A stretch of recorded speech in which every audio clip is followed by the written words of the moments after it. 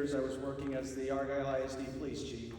And I tell you, I moved to Colorado since. That's where I grew up. They asked me if I would come back and be a part of this, which I gladly accepted, because I tell you, the 7 years of working here was an incredible experience. Working for people such as Dr. Wright was an incredible 7 years that I was able to work here.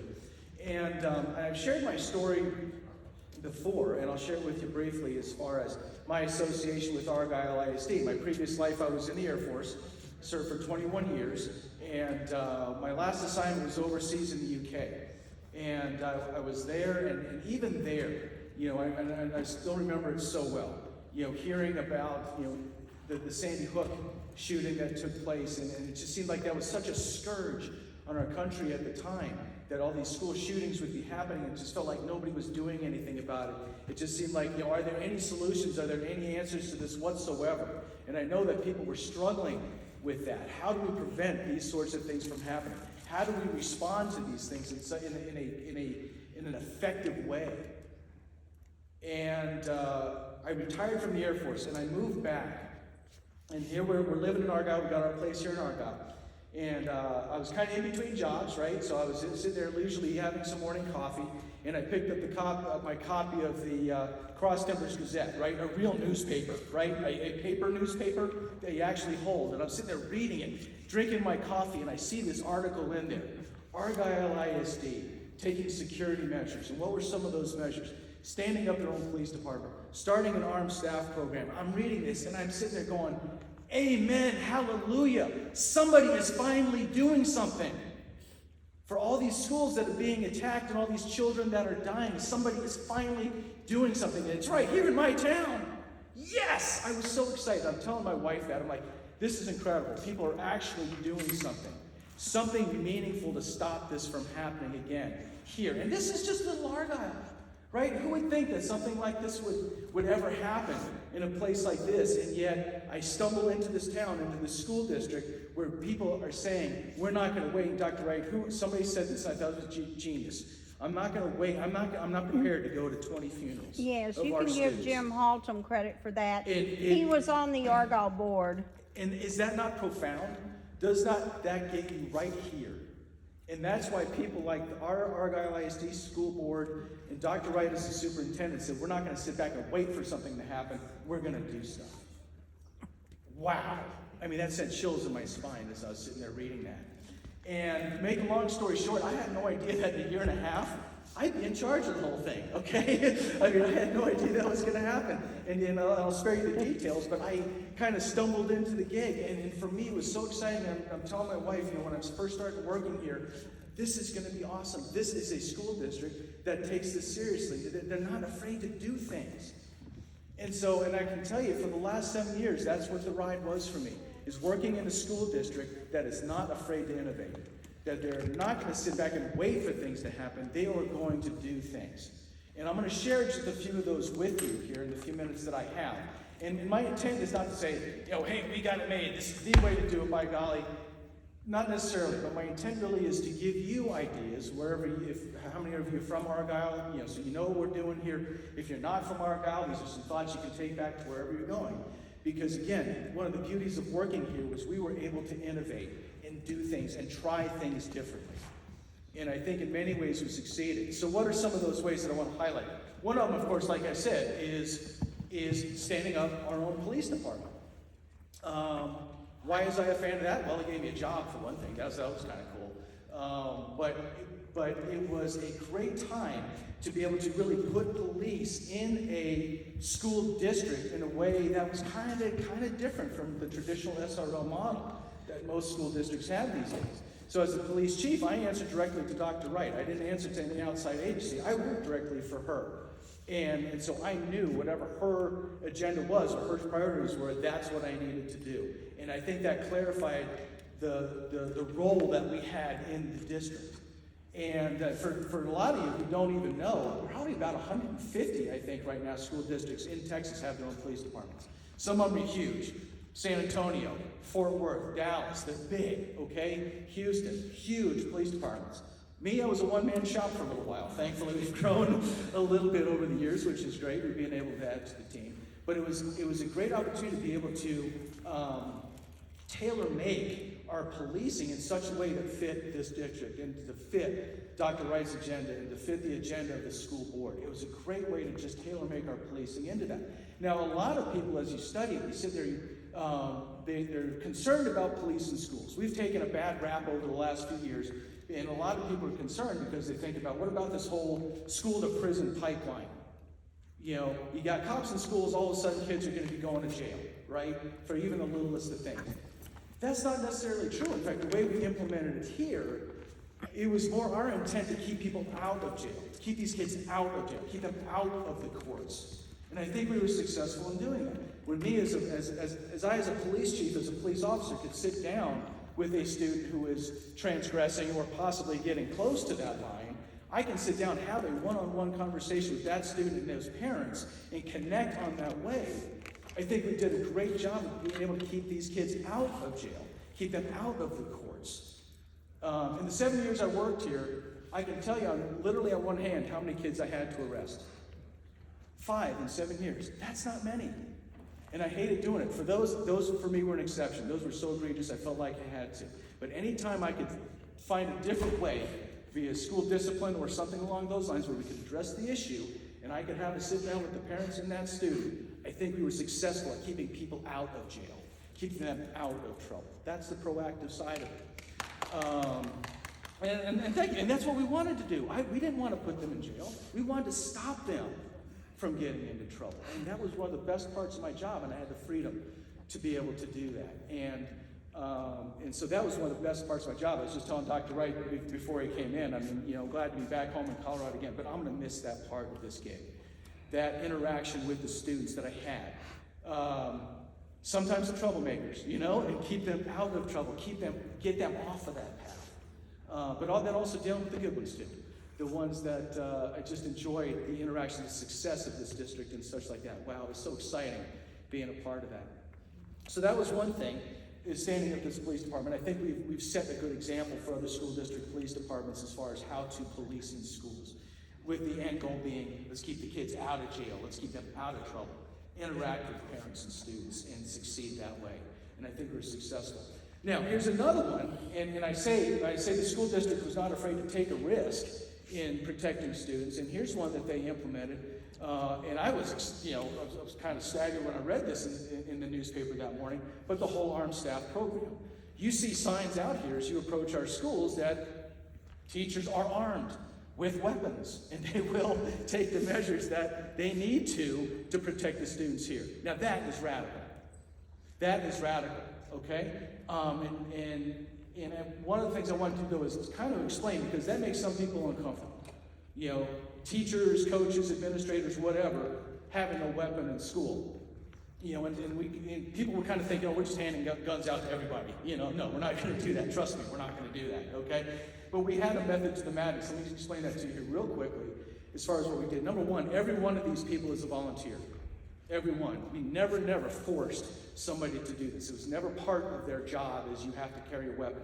Everyone is a volunteer. Everyone has come to me and say, I want to be a part of this, okay? So we will never force somebody to do it. In fact, there's a couple of times when I went to somebody and said, hey, I think you'd be a good member of this team, and they say, you know what, I don't feel it, I don't want to. Fine, that's your decision, it's okay. You know, no condemnation here. Anybody that's part of this team is somebody who wants to be a part of it, who wants to be a part of the solution. Another thing that we make sure is that whatever campus they work on, that principal has to give me the thumbs up, because they know their people better than I do, of course. So they have to be comfortable with the idea that this person is carrying a weapon. Next thing is a one-on-one interview that I do with them to make sure that I know that their motivations are good and they know what my expectations are. And one of the questions, there's 2 questions that I think are important that I ask them. And one of them is, if an intruder comes into this building, do you feel safe?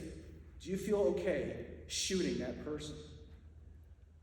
I know, and I see the look on your face. And some people give me that look. They're like, okay, but that's what we're asking them to do. If an intruder comes in, you shoot that person. Can you do that? By the time they're in my office, they're like, yes, I'm okay with that. Then I'll ask him the question, what if that intruder is a student that you know? Can you still do it? And I'm glad for the silence I'm getting from you right now, because that's exactly what I expect. If they're not sitting there thinking about that and saying, wow, that's a heavy thought, then they haven't thought it through.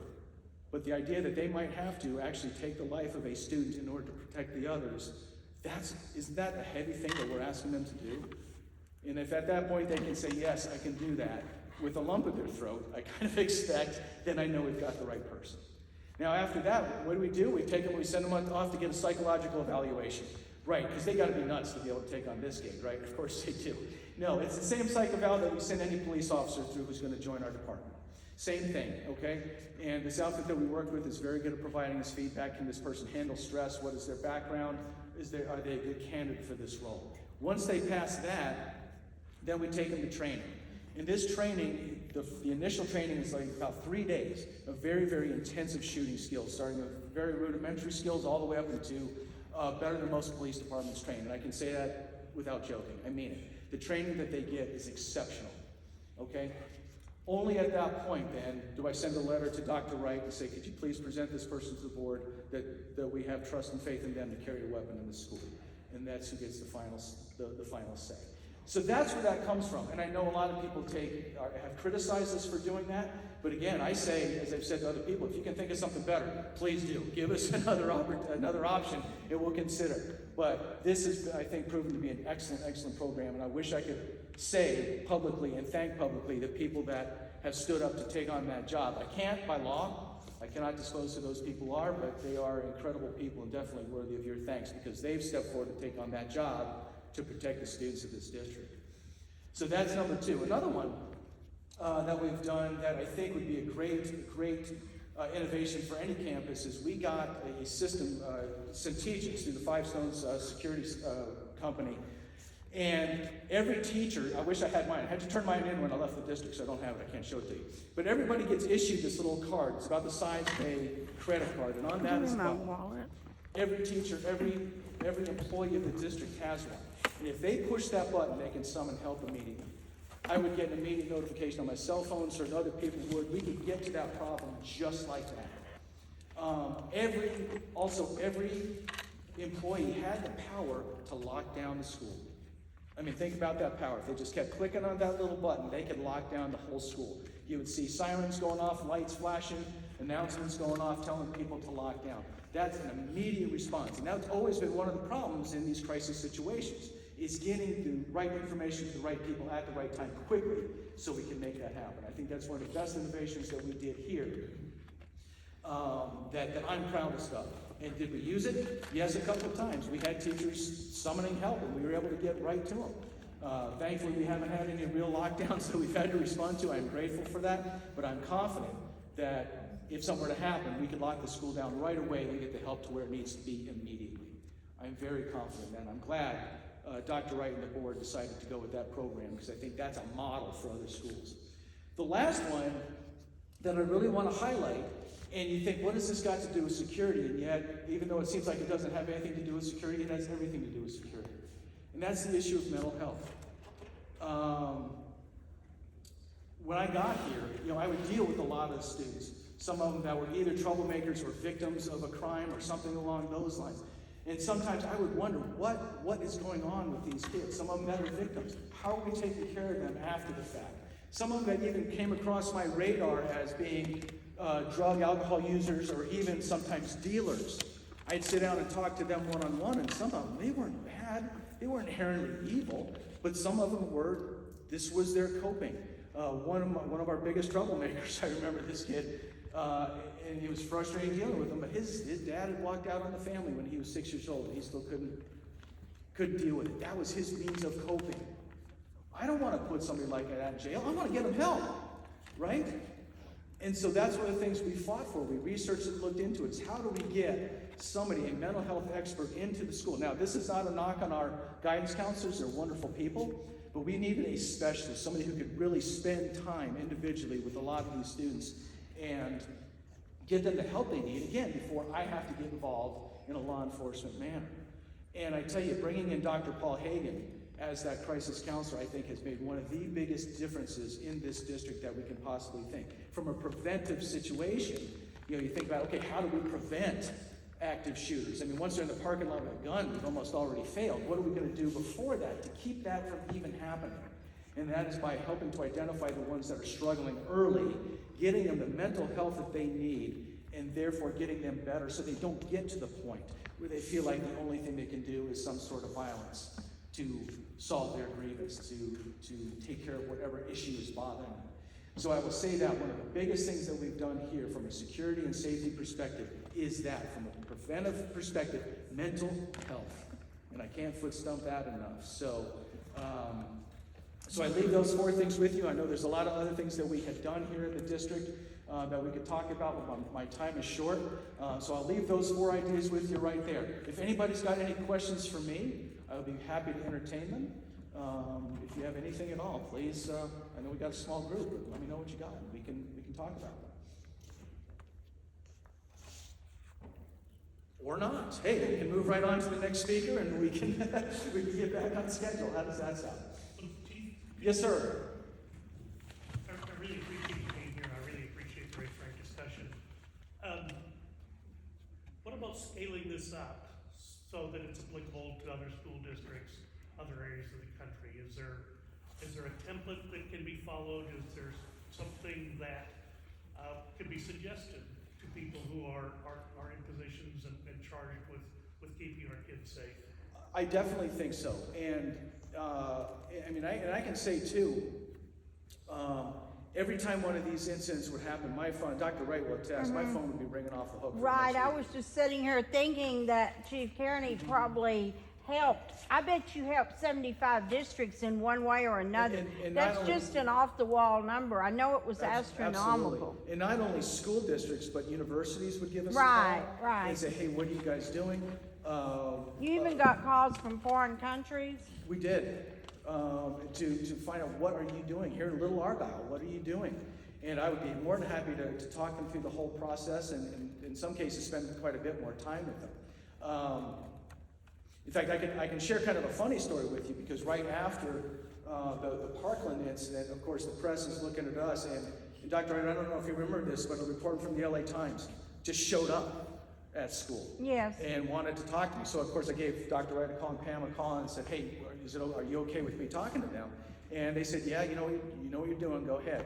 So I brought this lady into my office, and she was obviously not a fan of our armed staff program, but there she was, to interview. And she wanted to talk to some of our students. Okay, which was fine by me, but that was going to take a little bit of time to get permission from their parents to get the students in a place where she could talk to them. So I asked her, I said, why don't you talk, let's just walk around the school for a little bit, let me show you the area, just take you on a quick tour. And so we're walking through, and of course passing period happens, so now we're swarmed with students and stuff like that. And as soon as passing period ended, and everything was quiet, and it was just the 2 of us in the hallway again, I asked her, I said, do you know how many people just walk by you with a loaded weapon? And she said, I had no idea. I said, yeah. I said, I know every one of them. And yet you didn't. You had no idea that standing right next to you were people with loaded weapons. I said, that's the genius of the program. You don't see a weapon.